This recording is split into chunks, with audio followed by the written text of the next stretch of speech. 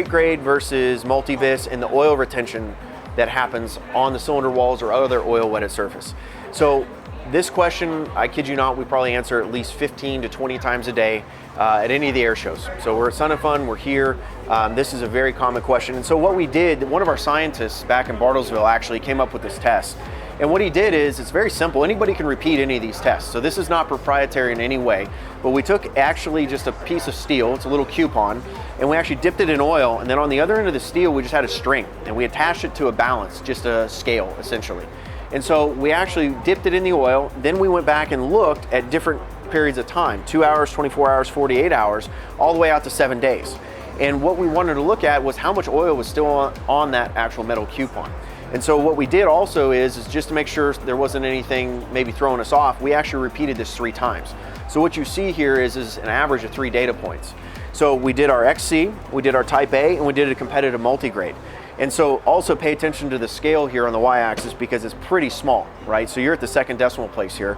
So at 2 hours, you can see that the XC maybe has just a slightly less amount of oil on that metal coupon, and the straight grade has slightly more. But the interesting thing is that it's reversed at 24 hours, and then at 48, it's all the same. 48 hours all the way out to 7 days, it was all the same value. So we didn't need to report it, just kind of confuses everybody. So long story short out of this, it's all about the same. Whether you run a straight grade or whether you run a multivis, it's relatively all about the same.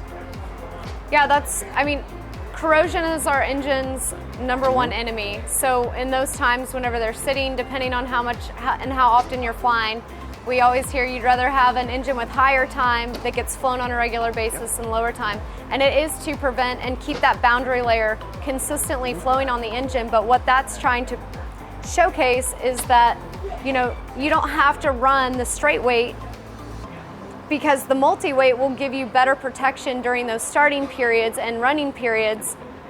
A lot of times the straight weight also comes off the cylinder walls quicker during shutdown. Yep.